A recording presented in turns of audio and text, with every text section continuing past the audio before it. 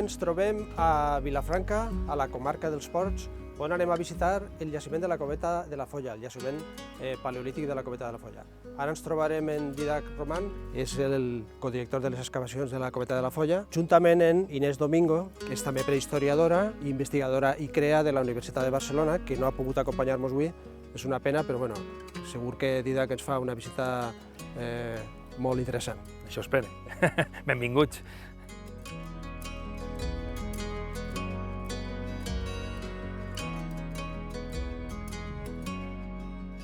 Crec que teniu molts anys ja de treball per aquest poble, per aquest terme, molts anys d'investigació, no només en la Coveta de la Folla.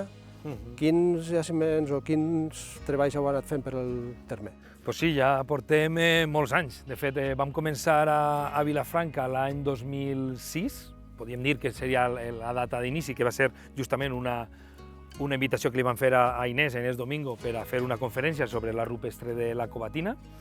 L'any 2007 vam començar a fer excavacions en un altre jaciment, no el que visitarem avui, en la Roureda, que és un jaciment també del final del Paleolític, i després realment és a partir de 2011 on ja venim anualment a fer diverses excavacions, no només excavacions, sinó excavacions, estudis de rupestre, prospeccions, portem un treball molt intens, podríem dir això, des de 2006, per tant, 17 anys portem per aquí. I de tota aquesta investigació, què destacaries especialment? En primer lloc, jo crec que les excavacions que hem fet, un poc per ordre cronològic, si vols. Al 2007 vam excavar aquest jaciment de la Roureda, que he comentat abans, que és del final del Paleolític. Després vam començar amb un altre jaciment, que es diu la Fontanella, l'any 2011. Després vam excavar un jaciment que es diu la Font d'Horta, que és un jaciment del Mesolític. I finalment vam començar en el que visitarem avui de la Coveta de la Folla, també del final del Paleolític. Però no només això, sinó a més hem fet un treball molt intens de prospeccions, buscant a rupestre i jaciments, i entre els estudis de rupestre, a banda del jaciment de la Covatina, que és el més conegut en Vilafranca històricament, també hem descobert per la zona del riu Montllor grans jaciments, alguns absolutament espectaculars, com la Volta Espessa o la Ferranda. Per tant, molt treball. Anem cap a la Coveta de la Folla? Anem de camí, que encara es queda un tros. Vinga, doncs, anem cap allà.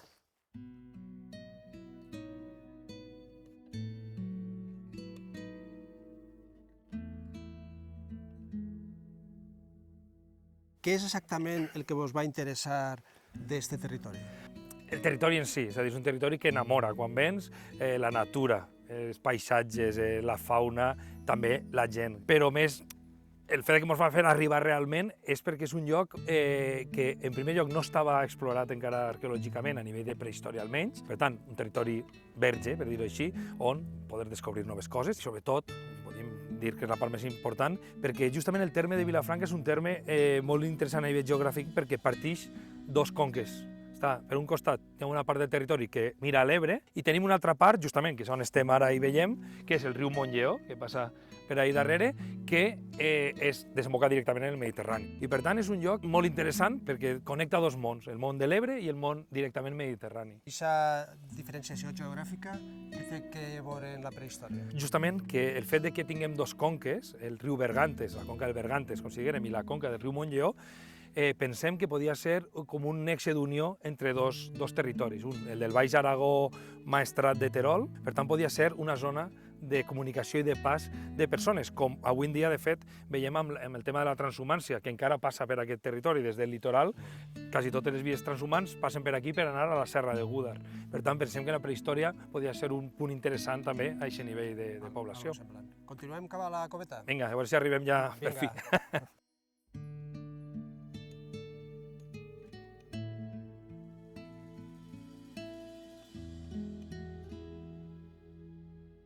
Bé, ara ens trobem en el mas de Fallo. Estem ací en Ramiro Montfort, que és el propietari del mas i també del jaciment arqueològic que visitarem després.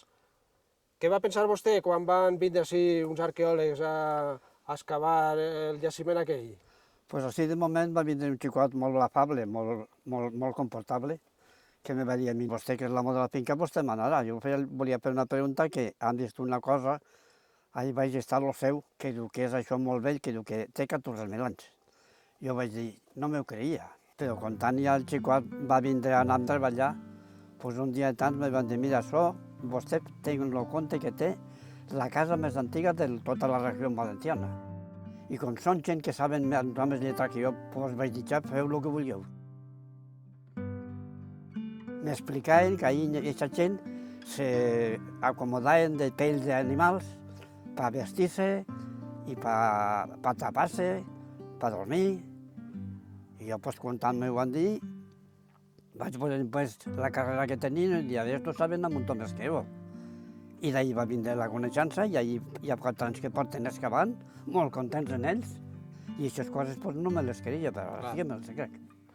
Doncs molt bé, moltes gràcies. Anem a continuar a visitar el jaciment i molt agraït per haver facilitat les excavacions. Igualment jo de vostè. Vinga. M'alegro de conèixer. Igualment. Pues ja estem en el jaciment, finalment. Veig que és una balma prou habitable, ben orientada, a més, al costat d'un barranquet, en un bosc de carrasques. Com vau localitzar este jaciment? Pues este jaciment el vam localitzar nosaltres, que està bé també, que moltes vegades anem a jaciments que troben altres o que ja se coneixen. Pues el vam trobar nosaltres en una d'aquestes prospeccions que fem pel terme de Vilafranca. Va ser l'any 2013 i vam veure que vam trobar alguna resta de sílex, d'indústria lítica en superfície, i vam veure que podia tindre un potencial interessant, i això va fer que en 2015, al mateix temps que estàvem excavant l'última campanya de la Fontanella, un altre jaciment de Vilafranca, doncs vam decidir vindre a fer un sondeig, que de fet és este quadre que n'hi ha més profund aquí, és el sondeig que vam fer.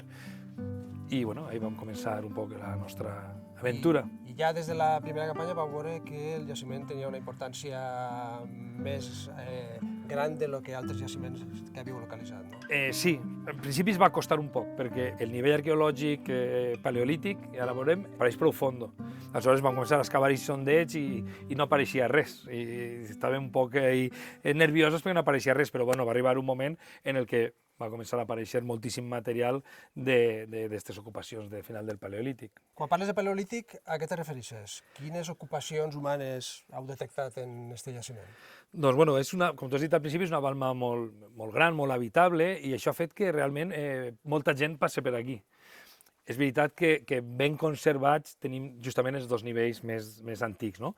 Però en els nivells més superficials hem trobat materials, des de materials andalusins, hem trobat alguna ceràmica dispersa però romana, tenim alguna datació que podria ser del món Iber, neolític, per suposat, també tenim per baix, però tot un poc així revolt, no tenim clar aquests nivells, però per baix d'aquests nivells apareix el que és el final del Paleolític, que tenim dos grans ocupacions, o dues ocupacions principals.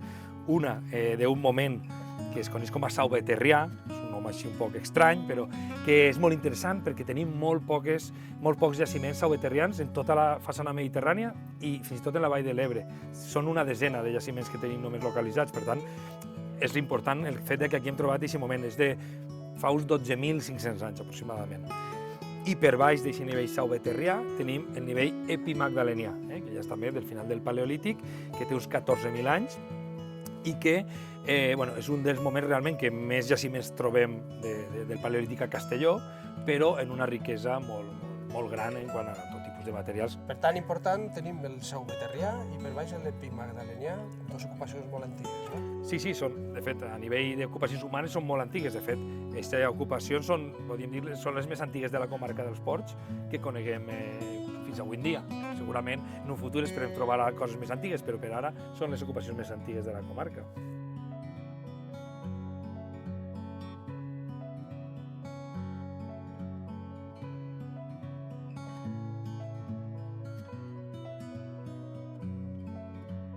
Bé, estem així dins de l'àrea excavada, que cal xafar en compte. Què és exactament el que trobeu així? El que trobem, bàsicament, són dues coses, però sobretot d'indústria lítica. Indústria lítica són les eines de pedra que fabricaven en aquests moments els habitants de la Coveta de la Folla.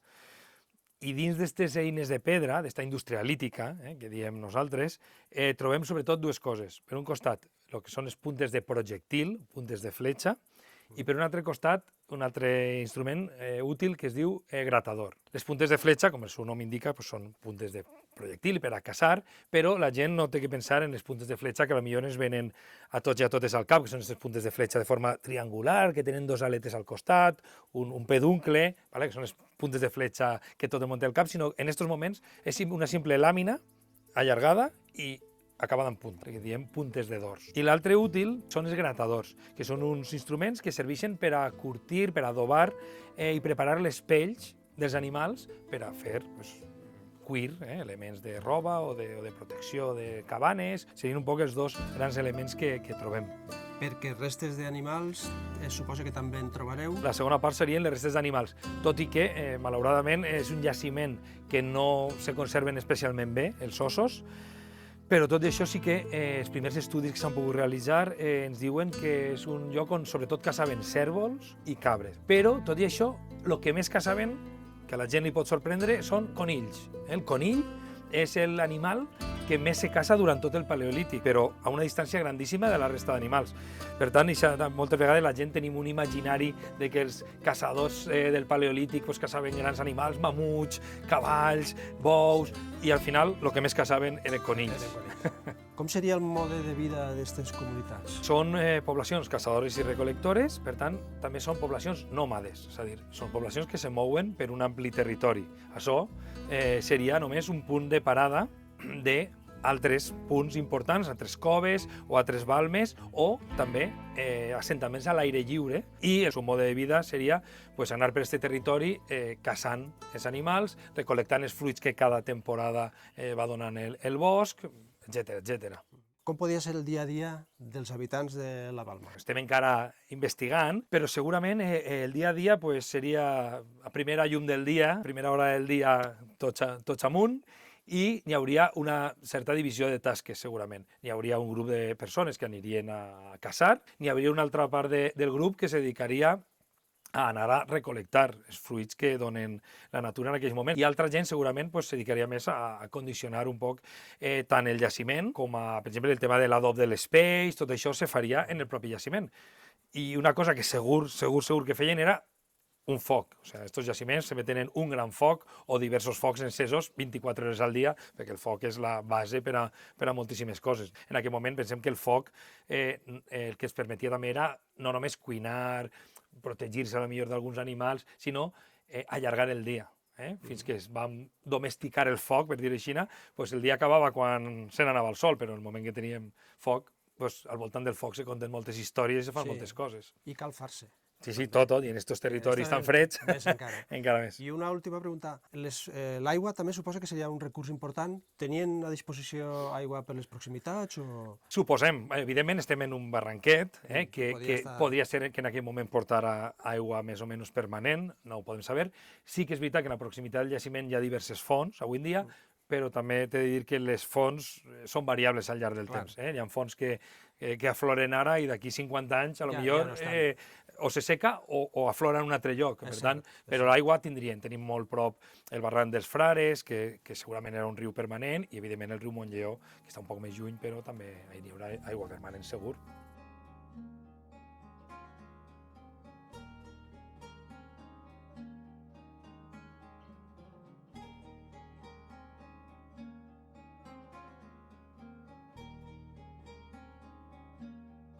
Quina troballa de les que heu fet així al jaciment consideres com a més rellevant? Per sort troballes n'hem fet moltes, i com a arqueòleg que eres també, ja saps que al final totes les troballes són importants perquè totes ens donen informació. Llavors, pel tipus de material que nosaltres trobem en aquestes cronologies, al final, quan trobem una punta de fletxa, de projectil, un gratador, útils, o que són els útils realment, perquè també trobem moltíssimes restes que són les restes dels desfets que no utilitzaven per a res. Llavors, quan trobem un útil que han fabricat, això ens dona alegria. De fet, mira, si trobem que és un jaciment extremadament ric en indústria lítica, en restes d'útils de pedra. Tenim documentat fins avui en dia unes 55.000 restes de sílex i d'ossos d'animals, moltes vegades són ossos molt trencats i tal, unes 10.000. Per tant, tenim una gran quantitat de restes en general. Quina importància dones al jaciment dins de la prehistòria del País Valencià i la prehistòria en general? Es tracta d'un jaciment molt important, la veritat. És veritat que estem començant els estudis, portem molts anys, però aquestes coses saps que costa fins que comences a trobar els resultats, però hi ha diverses publicacions i cada vegada la gent se n'adona de la gran importància del jaciment.